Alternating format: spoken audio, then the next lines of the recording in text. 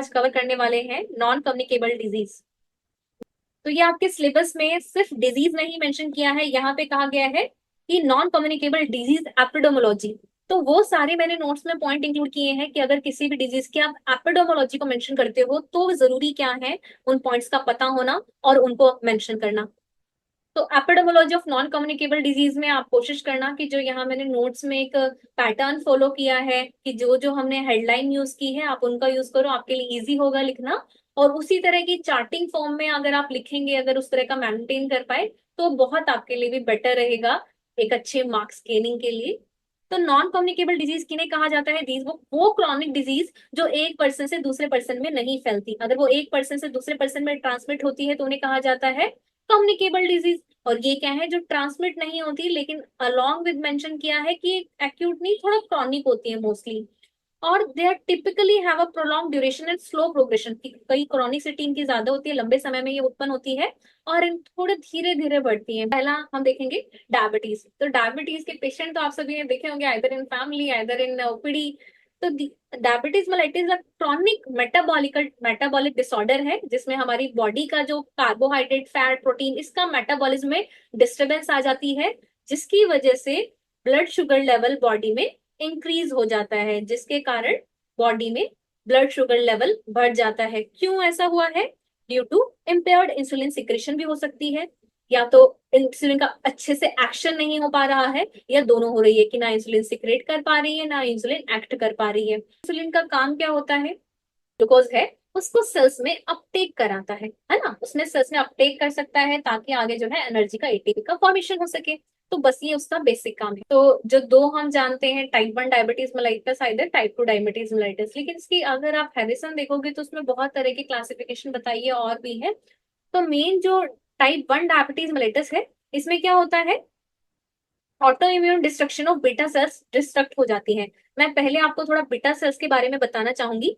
ये क्या करती है? पहले तो चलो प्रो इंसुलिन को रिलीज करती है, जिससे क्या होगा, इसके मेन काम होते हैं पेप्टाइड को रिलीज करती है और अलॉन्ग विद और भी फैक्टर को करती है साथ में, जैसे कि स्टमक की मोटिलिटी को एक अमाइलिन को रेगुलेट कर सके। लेकिन दो पॉइंट आप ध्यान रखिए, इंसुलिन और सी पेप्टाइड।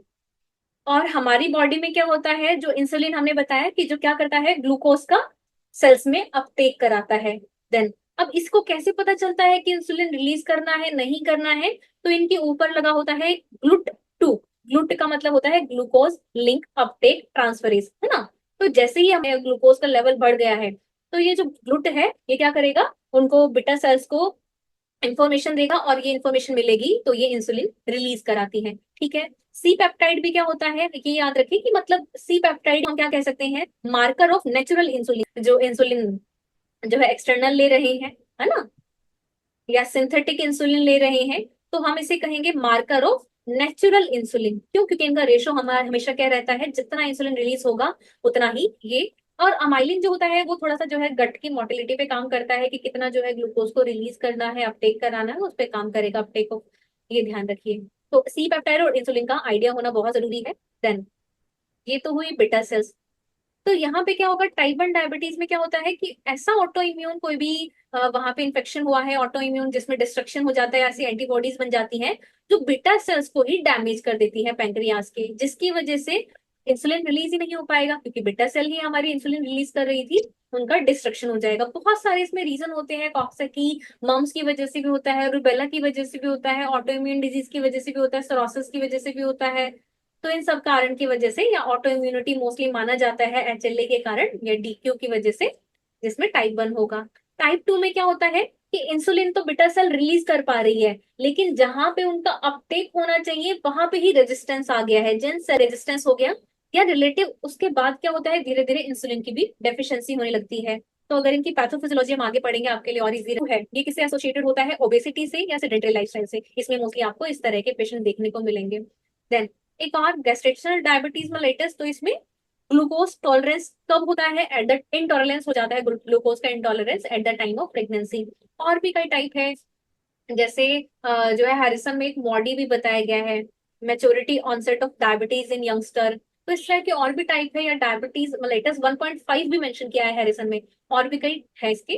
तो जिसमें या तो डिजीज ऑफ कोई एक्सोक्राइन पैंक्रियास की डिजीज हो गई है, या कोई केमिकल इंड्यूस्ड डायबिटीज हो सकता है जिसकी वजह से पैंक्रियाटिक सेल्स की डैमेज हो गई है ना, या किसी को क्रॉनिक पैंक्रेटाइटिस हुआ है या पैंक्रेटिक कैंसर हो गया है, बीटा सेल्स भी डैमेज हो गई है, मेटास्टेसिस में चला गया है, तो भी उसकी वजह से डायबिटीज हो सकता है। तो इसके कई सारे टाइप हैं। अगर एपिडेमोलॉजी की बात करें, क्योंकि आपके नोट्स में मेंशन कि आपके सिलेबस में है एपिडेमोलॉजी ऑफ दीज डिजीज, तो अप्रोक्सीमेटली आप कहोगे कि ग्लोबल पॉपुलेशन में बहुत बड़ा हेल्थ बर्डन बन गया है। और मोस्टली 2019 में 463 मिलियन लोग जो है ग्लोबली इससे अफेक्टेड थे, और 2030 में माना गया है कि पूरी पॉपुलेशन का 10% 2% जो है इसमें राइज कर जाएगा। और इसके फिगर में इसकी पैथोफिजियोलॉजी की बात करें तो टाइप 1 में क्या होता है, basically auto immune beta cells जो है उनका डिस्ट्रक्शन हो जाता है, जिसके कारण इनका यहाँ पे इंसुलिन हो का रेजिस्टेंस हो जाता है। जो पेरिफेरल टिश्यू में जहाँ पे इंसुलिन का ही रेजिस्टेंस हो जाएगा वो काम नहीं कर पाएगा। यहाँ तो उसके बाद क्या होता है, धीरे धीरे क्या होता है, इनएडिक्वेट कंपेंसेटरी इंसुलिन का ही सिक्रेशन रिस्पॉन्स कम हो जाता है, सिक्रेशन ही कम होने लगेगा।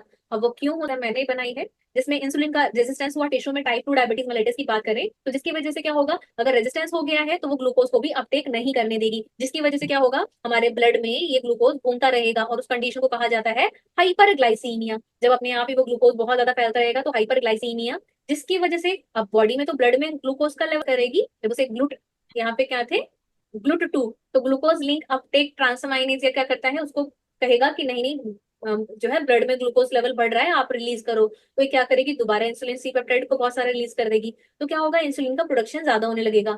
अब बार बार बीटा सेल को इतना ज्यादा इंसुलिन जब प्रोड्यूस करना पड़ेगा तो उसकी वजह से क्या होता है, वो एग्जॉस्ट हो जाती है, थक जाती है। अब वो एग्जॉस्ट हो जाएंगी तो बीटा इंसुलिन का प्रोडक्शन ही रोक देंगी, मतलब वो कम हो जाता है, उसकी वजह से अब इंसुलिन प्रोड्यूस ही नहीं हो पा रहा, तो और ज्यादा हाइपरग्लाइसीमिया। तो ये मोस्ट इजी जो मुझे इसकी पैथोफिजियोलॉजी समझाने के लिए लगा है चार्ट, वो ये है। फैक्टर हो सकते हैं उनकी वजह से, या इम्यून सेल एक्टिवेट हो जाती है जिसकी वजह से वहां वो ऑटो एंटीबॉडी बना लेती है, उनके कारण क्या होगा, बीटा सेल डिस्ट्रॉय हो जाएंगी। बीटा सेल डिस्ट्रॉय हो गई तो इंसुलिन भी कम हो जाएगा, सी पेप्टाइड भी नहीं बन पाएगा। अब बीटा सेल्स की डेफिशिएंसी हो जाएगी और इंसुलिन सी पेप्टाइड दोनों ही कम हो जाएंगे। क्लियर। देन टाइप 2 में क्या होता है, टाइप 2 में हमारा या तो पहले से ही जेनेटिक प्रीडिस्पोजिशन हो, मोस्टली क्या मिलता है टाइप 2 में कि जेनेटिकली ही पहले से ही ऐसा हो, या फिर आसपास का हमारा इतना सेडेंटरी लाइफस्टाइल हो, आस्ते सुकम सपने सुकम ददीनी ग्रामी उदक अनुप्रासा प्यासी, कि हमारी बॉडी में इंसुलिन का रेजिस्टेंस डेवलप हो गया। अब वो भी कैसे हो जाता है, तो मैं आपको दो चीजों के बारे में बताऊंगी जिसको आपका पता होना चाहिए। तो हमारी बॉडी में होता है एक निन, ठीक है, तो ये एडिपोनेक्टिन क्या करता है, ये हमारा वेट को जो है कम करता है। एडिपोनेक्टिन क्या करता है, हमारा गार्जियन एंजल, हम इसे बोला है कि गार्जियन एंजल क्यों, क्योंकि जैसे हमारा वेट बढ़ रहा है तो ये वेट को कम करेगा। और वहीं एडिपोकाइनिन क्या करता है, हमारी बॉडी में इस तरह के रेजिस्टेंट हार्मोन होते हैं, लेकिन जैसे ही जो डायबिटीज मेलिटस की कंडीशन हुई, हमें पूरे दिन सोना खाना पसंद है या हमारे जेनेटिक इस तरह का फैक्टर है, तो उसकी वजह से एडिपोनेक्टिन कम हो जाता है। अब ये कम होगा तो वेट बढ़ने लगेगा, एडिपोकाइनिन बढ़ जाता है, अब ये बढ़ गया तो वेट क्या होगा, ये वेट को, अब ये बढ़ गया तो क्या करेगा, ये वेट को और भी ज्यादा बढ़ाएगा, क्योंकि एडिपोकाइनिन तो वेट को बढ़ाने वाला था। तो इस तरह से होता है, ये दोनों क्या करते हैं, इन्हीं की वजह से इंसुलिन के लिए रेजिस्टेंस डेवलप होता है। ठीक है, तो ये इसकी मेन पैथोफिजियोलॉजी है। अब एक बार डेवलप हो गया रेजिस्टेंस तो हाइपरग्लाइसीमिया हो जाएगा, हाइपरग्लाइसीमिया होगा तो बेटा सेल और ज्यादा जो है इंसुलिन रिलीज करेंगे, फिर वो थक जाएंगे, एग्जॉस्ट हो जाएंगी, उसके बाद अपने आप वो डिस्ट्रक्ट होके इंसुलिन की इनसफिशियंसी हो जाएगी। ठीक है, तो ये इसकी बेसिक पैथोफिजियोलॉजी है।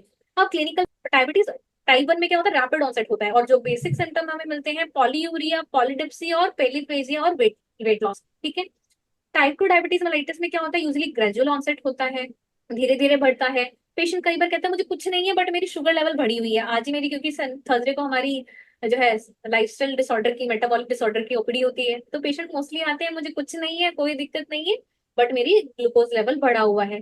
कई बताते हैं कि मुझे बहुत जल्दी थकान हो जाती है, कई कहते हैं कि मुझे बहुत जल्दी इन्फेक्शन हो जाता है, कभी खांसी जुकाम कभी बुखार, कुछ ना कुछ होता रहता है। कई में क्या होता है कि उन्हें घाव हो गया है लेकिन वो हील नहीं हो रही, नॉन हीलिंग है, स्लो हीलिंग वुंड है, ये हो सकता है। अलॉन्ग विथ दीज थिंग यहाँ पे polyuria, polydipsia, polyphagia, weight loss या वेट गेन, दोनों ही तरह के आपको फैक्टर मतलब इस तरह के दिखते हैं सिम्टम टाइप 2 डायबिटीज मेलाइटस में भी। अब एक बहुत बेसिक चीज मैं बताऊं कि हमें पॉलीयूरिया कब कहा जाएगा, तो पॉलीयूरिया नॉर्मल हम एक दिन में कितना जो है यूरिन का आउटपुट होता है, तो वो होता है 1.5 लीटर पर डे। ठीक है, लेकिन आधा यूरिन आउटपुट हो रहा है, ठीक है, या फिर हर किसी का बॉडी वेट अलग है तो हम कहेंगे मोर देन पर आवर। ठीक है, इतना बस बेसिक याद रखो, तो हम कहेंगे पॉलीयूरिया। पॉलीडिप्सिया में पानी की अगर बात करें तो उसमें अगर कोई 6 लीटर से ज्यादा एक दिन में पानी पी रहा है, 6 लीटर से ज्यादा पर डे, तो हम कहेंगे पॉलीडिप्सिया। पॉलीफेजिया में कोई क्वांटिटी हम असेस नहीं कर सकते, तो असेसमेंट नहीं हो सकता, और वेट लॉस तो आप असेस कर सकते हैं, उसको कोई फिक्स नहीं है। डायग्नोस कैसे, डायबिटीज एसोसिएशन है, उन्होंने ये बताया पूरा फैक्टर कि फास्टिंग ग्लूकोज के लिए नॉर्मल हम माना जाएगा less than 100 mg/dl। Pre diabetic या इंसुलिन ग्लूकोज टॉलरेंस तब कहा, इम्पेयर्ड ग्लूकोज टॉलरेंस तब कहा जाएगा जब वहां 100 से 125 mg/dl के बीच में है, और डायबिटीज मेलाइटस कहा जाएगा जब मोर देन 126 mg/dl किसी का फास्टिंग ब्लड शुगर लेवल है या फास्टिंग प्लाज्मा ग्लूकोज है। फिर हम क्या देखते हैं कि 70 जो है 75 ग्राम हम वो देते हैं, ग्लूकोज देते हैं पेशेंट को खाने के लिए। 75 ग्लूकोज खाने के 2 घंटे बाद हम पेशेंट का दोबारा टेस्ट करते हैं, तो उसमें अगर लेस देन 140 है it is normal, and more than 200 है then it is patient of diabetes mellitus. एसबीए1सी टेस्ट करते हैं, तो एसबीए1सी टेस्ट में हमारे जो लास्ट 3 महीने की ब्लड शुगर है वो डिटेक्ट होती है। इसे हैरिसन में कहा ऑफ चॉइस। क्यों? क्योंकि जैसे अगर आपका खाने पीने का फास्टिंग या पीपी हम करते हैं, वो आपने मान लो उसी दिन सोचा है कल टेस्ट कराना है, आज थोड़ा कम खा लेते हैं, या आज बिल्कुल मीठा नहीं खाएंगे, या ज्यादा एक्सरसाइज कर ली, तो इन सब फैक्टर से ये चेंज होता है, इन सब फैक्टर से इसमें चेंजेस आते हैं। लेकिन HbA1c जब हम टेस्ट करते हैं, कोई मैटर नहीं करता आपने खाना खाया है या एक्सरसाइज की है, आपने फास्ट रखा है एक दिन पहले, पूरा ये 3 मंथ्स की आपकी जो है एवरेज ग्लूकोज को बताता है। ठीक है, तो इसका लेवल बताया गया है 5.7 से अगर कम है तो it is normal, and more then 6.5 है तो it is a non case of diabetes mellitus.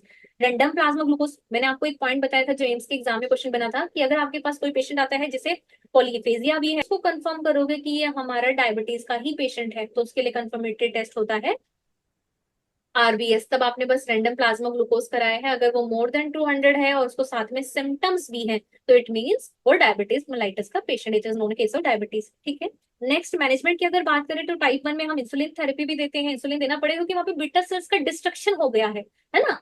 और जो हैरिसन में बताया गया है कि अगर मोर देन, ऐसा नहीं कि थोड़ी बोरी 10% बीटा सेल चली गई तो इंसुलिन बंद हो जाएगा, नहीं, अगर मोर देन 80% का जो है इम्पेयरमेंट होता है, तो उसके बाद ही जो है, उससे पहले फेज को कहा जाता है हनीमून फेज। ठीक है, तो क्योंकि धीरे धीरे बाकी, मैं एक और चीज आपको बताना चाहूंगी, क्योंकि आप घर पे टेस्ट करते हो तो कई बार पता चलता है ग्लूकोज 50 है, 60 है, 70 है, तो नॉर्मल रेंज किसे माना जाएगा ब्लड ग्लूकोज की भी, फास्टिंग अगर देखें या रैंडम ग्लूकोज की, तो अगर ग्लूकोज का लेवल जाता है, ब्लड ग्लूकोज लेवल जाएगा, तो अपने आप ही हमारी बॉडी में क्या होते हैं, कुछ काउंटर रेगुलेटरी हार्मोन होते हैं, जैसे कि बॉडी क्या करती है आपको पता नहीं लगने देगी, आपको पहले ही वो ग्लूकागोन होता है, कैटाकोलेमाइन होता है, कॉर्टिजोल, इन सब का रिलीज कराने लग जाती है बॉडी अपने आप। लेकिन अगर बॉडी में लेस देन 55% हो गया है ब्लड ग्लूकोज, तब क्या करेगी, आपको साइन सिम्टम आने लग जाएंगे हाइपोग्लाइसीमिया के, तब चक्कर आने लगेगा, एकदम से हंगर स्ट्राइक होगी, पैल्पिटेशन, दिल की धड़कन बढ़ जाती है, कई बार बेहोश हो जाते हैं। तब उस केस में क्या ट्रीटमेंट बताया गया है कि आपको तभी की तभी जो है कोई भी टॉफी या ऑरल ग्लूकोज शुगर के लिए, अगर पेशेंट जो है होश में है, तो उसे कुछ ना कुछ आप तभी की तभी दो, अगर उनका लेस देन 55% आ रहा है। मान लो अगर कोई पेशेंट हाइपोग्लाइसीमिया के सीजर में ही चला गया, अब उसको आपको मेडिकल केयर देना पड़ेगा, तब हम जो है या तो आईवी 20 to 25% डेक्सट्रोज देते हैं, अगर मान लो उसको आईवी भी नहीं लगा पा रहे हैं, सीजर आने लगे हैं, तो उस कंडीशन में हम क्या देते हैं, ग्लूकागोन का सबक्यूटेनियस इंजेक्शन दे देते हैं। तो ये तो चलो थोड़ा मॉडर्न की हम कहेंगे इमरजेंसी मैनेजमेंट कैसे कर रही हैं, लेकिन बाकी बात करें बेसिक की, तो इंसुलिन थेरेपी दी जाती है जिसमें उसके ब्लड शुगर लेवल के अकॉर्डिंग इंजेक्शन डिसाइड किए जाते हैं, उसकी डोज डिसाइड की जाती है, और बोलस कई सारे इसकी जो है मॉनिटरिंग के वो बताए गए हैं पैरामीटर्स, मॉनिटर करते रहेंगे बार बार ग्लूकोज लेवल को सेवरल टाइम, और अपने डाइट को मेंटेन करते हैं, हेल्दी डाइट और रेगुलर। पहले मेडिसिन खाना नहीं खिलाना हम शुरू करते हैं, हम सबसे पहले क्या करते हैं जो बताया गया है कि उसका लाइफस्टाइल को मॉडिफाई करेंगे, पहले उसका थोड़ा हम खाना पीना ही ठीक करेंगे, डाइट शुरू करेंगे, एक्सरसाइज शुरू करेंगे। क्यों एक्सरसाइज करने के लिए बोलते हैं, ऐसे नहीं एकदम से जाओ और 4-5 घंटे एक्सरसाइज करो, 4-5 घंटे जिम करो, नहीं, वो भी जो है लिमिटेड करना होता है, कि एटलीस्ट आप हफ्ते में 3 दिन मिनिमम 3 घंटे के लिए एक्सरसाइज करें। फिर एक और चीज मैं आपको बताऊं, मैंने क्या कहा था कि बिटा सेल्स है कि भाई ब्लड में ग्लूकोज लेवल बढ़ा हुआ है तो इंसुलिन रिलीज कराएगा। हमारी जो मसल होती है ना, ये एक और इंटरेस्टिंग चीज है कि हमारी जो मसल्स के ऊपर बैठा होता है ग्लूट4, ग्लूट4 क्या करता है, जो पेरिफेरल ग्लूकोज है, उसको पास का ग्लूकोज है उसको मसल में अपटेक कराना है, तो मतलब एक्सरसाइज कितनी जरूरी चीज है ना। अगर आप भी को भी लगता है प्री डायबिटिक आपको कोई नोन है, तो उसमें एक्सरसाइज आप जरूर शुरू कराएं, वो भी एक लिमिटेड, अर्ध क्या कहा गया है, शरीर चेष्टा या चेष्टा शरीरार्थवर्धनी देह व्यायाम संख्यात मात्रा ताम समाचरित, की मात्रा पूर्वक ही आपको व्यायाम करना है। ठीक है, देन वेट मैनेजमेंट करना है। देन मेडिकेशन में जो हम यूज करते हैं वो अगर बेसिक की बात करें तो पेशेंट जो आते हैं आप उनको साथ में ट्रीट तो करते हैं, लेकिन वो डिफरेंट टाइप की मेडिसिन ले रहे होते हैं। आपको पता होना चाहिए कि वो कौन से ग्लाइसेमिक जो हम देते हैं, जैसे कि मेटफॉर्मिन है, सल्फानिलयूरियाज है, डीपीपी है, तो ये है, इनके बारे में हम डिटेल भी देखेंगे। अगर मान लो इससे भी शुगर लेवल कंट्रोल नहीं हो रहा, कंट्रोल नहीं होगा, तो हम क्या देंगे, हमें साथ में इंसुलिन भी देनी पड़ती है। इंसुलिन थेरेपी क्यों, बेटा सेल एग्जॉस्ट हो चुकी है, वो इंसुलिन का लेवल और एचबीएमएनसी को भी हर 3 से 6 महीने में दोबारा देखना चाहिए। अब जो main common medication type 2 diabetes में इसमें दी जाती है, पहले हम मोस्ट कॉमन दी जाती है सबको बायोगेनाइट्स। बायोगेनाइट्स क्या करती हैं, जिसका एग्जांपल है जैसे कि मेटफॉर्मिन बहुत कॉमन दी जाती है, और भी है लेकिन इसमें बाइकी के साइड इफेक्ट ज्यादा है, मोस्टली हम मेटफॉर्मिन देते हैं। अब ये क्या करती है, ये हिपेटोग्लूटिन है, वो इनहिबिट कर देती है। चलो ये वर्ड याद नहीं आ रहा तो क्या याद रखो कि जो हमारा लीवर ग्लूकोज प्रोड्यूस करता है ना, ये उसको डिक्रीज को बढ़ा देती है, जो हम मेटफॉर्मिन देते हैं। तो मोस्टली इसके किस डोज में देते हैं हम, या तो 500 mg से शुरू करते हैं, लेकिन मान लो फिर भी शुगर लेवल कंट्रोल में नहीं है तो डोज को मॉडिफाई करके हम 2.5 ग्राम तक भी दे सकते हैं, जो हैरिसन में कहा गया है 2.5 ग्राम पर डे। ठीक है, पर डे की डोज भी दी जा सकती है। देन सल्फेनाइल यूरियाज में जो है जिसके एग्जाम्पल है, हाँ एक और चीज मैं बताना चाहूंगी, जो मेटफॉर्मिन है वो कभी भी आपको याद रखना है कि किसी भी पैथी स्टार्ट हो गई है तब कभी भी आपको मेटफॉर्मिन नहीं देना है। सीकेडी के पेशेंट आते हैं, उनको डायबिटीज भी है, मेटफॉर्मिन नहीं देना है, इसके कई सारे कॉम्प्लिकेशन है, तो ये ध्यान रखना कभी भी आपको डायबिटिक नेफ्रोपैथी में नहीं देना। इसके बहुत सारे मल्टीपल एक्शन है कि एकदम से लैक्टोएसिडोसिस डेवलप करती है, कई सारे इसके साइड इफेक्ट हैं, तो ये याद रखिए। देन दूसरी है सल्फेनाइल यूरियाज। सल्फेनाइल यूरियाज की एग्जांपल है ग्लिम्पराइड, ग्लिपिजाइड। अब ये क्या काम करती है, ये एकदम से इंसुलिन का बर्स्ट कराती है पैंक्रेटिक सेल से।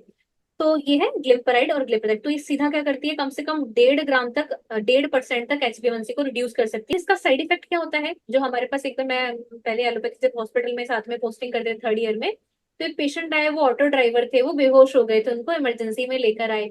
तो जब उनकी पॉकेट से चेक किया, पॉकेट से सामान निकाला, तो उसमें क्या था, ग्लिम्पराइड का पूरा पैकेट था। तो पेशेंट ने मेडिसिन तो खा ली थी, लेकिन आई थिंक उनकी तभी की तभी सवारी आ गई और उन्होंने खाना नहीं खाया। तो इसमें क्या होता है, जैसे ही आपने मेडिसिन खाई है, एकदम से इंसुलिन का लेवल सडन बर्स्ट हो जाता है, बढ़ जाएगा, तो क्या होगा, सडन हाइपोग्लाइसीमिया हो सकता है। आपको तभी की तभी फूड लेना चाहिए, इसको फूड के साथ ही दिया जाता है। ठीक है, तो अगर नहीं खाना खाया तो हाइपोग्लाइसीमिया में पेशेंट जा सकता है, उसको फिर उसके हंगर स्ट्राइक हो जाएंगे, हाइपोग्लाइसेमिक सीजर भी आ सकते हैं।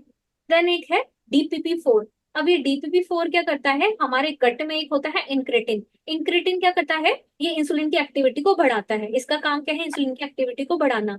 लेकिन जो DPP पर ये है, ये क्या करेगा, इंक्रेटिन को डिग्रेड करता है, इसको खराब करने लगता है, डिग्रेड करेगा। अब हम इसी को जो रोक दे, जो हमारे इंक्रेटिन को खराब कर रहा है, डिग्रेड कर रहा है, अगर हम उसी के अगेंस्ट मेडिसिन दे देते हैं, तो वो होती है सीटाग्लिप्टिन और सेक्साग्लिप्टिन, ये दी जाती है। दूसरा होता है सीरम ग्लूकोज लेवल जो है SLT2 इनहिबिटर। तो ये भी क्या करता है, मोस्टली क्या होता है, हमारी किडनी से जो है ये जो SLT2, हमारी जो हम यूरिन के थ्रू किडनी से ग्लूकोज को एक्सक्रीट किया जाएगा, उसको रोकने लग जाता है, ये यूरिन में जो है ग्लूकोज को नहीं जाने देगा। तो हम क्या करेंगे, इसी के इनहिबिटर वाली मेडिसिन दे देंगे, ताकि यूरिन ग्लूकोज में, ताकि ग्लूकोज यूरिन के साथ किडनी से निकल सके, मतलब ताकि जो है किडनी यूरिन के थ्रू ग्लूकोज को निकाल सके, एक्सक्रीट कर सके। ठीक है, तो इस तरह की मेडिसिन के एक्शन आपको बेसिक पता होना चाहिए, क्योंकि अपने, मुझे पता है आप सभी डेफिनेटली डायबिटीज के पेशेंट तो ट्रीट करते होंगे, और आप पेशेंट को आइदर इनके साथ मेडिसिन दे रहे होंगे, या फिर कई बार इनको टेपर डाउन करा के डोज आप मेडिसिन दे रहे हो, तो आपको इन सब बेसिक गाइडलाइन का पता होना चाहिए, बेसिक इनके मोड ऑफ एक्शन का। तो ये नहीं करने देता और ग्लूकोज का एक्सक्रीशन कराता है यूरिन के थ्रू। ठीक है, अब डायबिटीज के पेशेंट में आपको मोस्ट कॉमन कॉम्प्लिकेशन क्या देखने को मिल सकती है, एक्यूट हो सकता है, सडन एकदम से कीटोएसिडोसिस डेवलप हो गया। मोस्टली जो होता है हाइपरग्लाइसीमिया में कीटोनीमिया हो जाता है, मेटाबॉलिक एसिडोसिस हो जाता है टाइप 1 डायबिटीज में, या तो हो सकता है हाइपरऑस्मोलर हाइपोग्लाइसेमिक कॉम्प्लिकेशन के ज्यादातर आपके पास पेशेंट आएंगे जो आपकी ओपीडी में आएंगे, है ना। ऑल्दो हमारे पूर्ण रूप में लिखा है ना, जटिल भाव केशु या कर पाद दहा, वो हमारे पूर्ण रूप में लिखा है आचार्य ने प्रमेय के, लेकिन यहाँ पे वो क्या है, एज अ कॉम्प्लिकेशन मेंशन किया गया है। तो पेशेंट आता है माइक्रोवेस्कुलर, अगर हम देखेंगे तो मोमेंट हो गया, तो उसमें क्या हो जाता है, डायबिटिक रेटिनोपैथी, जिसकी वजह से क्या हो सकता है, पेशेंट ब्लाइंड हो सकते हैं। ठीक है, ये याद रखिए, ब्लाइंडनेस डेवलप कर सकती है, डायबिटिक नेफ्रोपैथी। और ऐसा माना जाता है कि जो 25% जो है डायबिटिक पेशेंट में ज्यादा चांसेस होते हैं, जो कि हैरिसन में लिखा गया है, हैरिसन को रेटिनोपैथी के। देन डायबिटिक नेफ्रोपैथी कॉज कर सकता है, जिसकी वजह से जो है मोस्ट कॉमन जो आज के टाइम में इंडिया में CKD का कॉज है, वो क्या है, पहले डायबिटीज हुआ, डायबिटीज कंट्रोल नहीं कर पाए, उसके बाद नेफ्रोपैथी हो गई, फिर CKD हो गया, एंड स्टेज रीनल डिजीज हो जाती है। एक है डायबिटिक न्यूरोपैथी, इसमें भी क्या होता है, ये मोस्ट कॉमन पेशेंट में होता है। कि पेरिफेरल ऑटोनोमिक न्यूरोपैथी हो गई। अब इसमें क्या होता है, पेशेंट को मोस्टली डेथ किससे हो गई, एमआई के थ्रू, मायोकार्डियल इन्फेक्शन हो जाएगा। यूजुअल कोई नॉर्मल पर्सन है, उसमें जैसे ही एमआई आया उसे चेस्ट पेन होगा, हो सकता है बता भी पाए कि मुझे हॉस्पिटल ले जाओ या हॉस्पिटल चला जाए या उनको हम हेल्प कर सके। लेकिन इस कंडीशन में क्या होता है, पेशेंट को साइलेंट एमआई होता है, पेशेंट को पता भी नहीं चलेगा कि उसे हार्ट अटैक डेवलप हुआ है, उसे मायोकार्डियल इन्फेक्शन हुआ है। This is the most common cause of death in the chronic complicated case of diabetic patient. तो इसीलिए अगर कोई पेशेंट कह रहा है ना कि गर्भपात दाह हो रही है, उसको हल्के में नहीं लेना है। क्यों? क्योंकि एक बार अगर न्यूरोपैथी डेवलप हो गई, उसे दोबारा आप रीजनरेट नहीं कर सकते, उसे दोबारा जो है आप रोक नहीं सकते। तो इसको कंट्रोल करना बहुत जरूरी है। एक और चीज मैं आपकी नॉलेज के लिए बताना चाहूंगी कि अगर माइक्रोवेस्कुलर कॉम्प्लिकेशन पेशेंट लेकर आता है कि मेरी, मैं हमेशा हर डायबिटीज के पेशेंट में ये तीन चीजें जरूर पूछती हूँ कि आपको रोशनी में दिक्कत तो नहीं है, आपको हाथ पैरों में जलन या चींटियां चलना या सुनपना तो नहीं, या आपको जो है पेशाब में कोई समस्या तो नहीं है, पेशाब में कोई रुकावट तो नहीं है, जलन तो नहीं है, पेशाब रुक रुक के तो नहीं आ रहा। तो ये चीजें मैं बहुत कॉमनली पूछती हूँ। अगर आपके पास ऐसा पेशेंट है जिसमें माइक्रोवेस्कुलर चेंजेस आ चुके हैं, तो लुक आफ्टर देयर HbA1c। उसमें आपको उनके HbA1c लेवल को जरूर कंट्रोल में करना है कि नहीं 8 है तो क्या हुआ, 10 है तो क्या हुआ, मैं आयुर्वेदा दवाइयां देके ठीक कर दूंगा। नहीं, ऐसा नहीं करना, आपके उनके HbA1c को डाउन लाना ही पड़ेगा, otherwise they will fall into the major complication. ठीक है। देन अगर माइक्रोवेस्कुलर पेशेंट आता है, माइक्रोवेस्कुलर कॉम्प्लिकेशन होती है, तो उसमें क्या होता है, आइदर आपको मोस्टली मिलेंगे कार्डियोवेस्कुलर डिजीज के पेशेंट। तो उसमें भी क्या चांसेस रहते हैं कि एमआई के चांसेस हो सकते हैं कार्डियोवेस्कुलर में, और सीएडी में कॉरोनरी आर्टरी डिजीज हो गई है। और यहाँ पे भी क्या होता है कि 3 to 5% रिस्क बढ़ जाता है, डायबिटीज पेशेंट में ना उसमें 3 से 5% रिस्क बढ़ जाता है। तो उनमें स्ट्रोक हो सकता है, एमआई हो सकता है।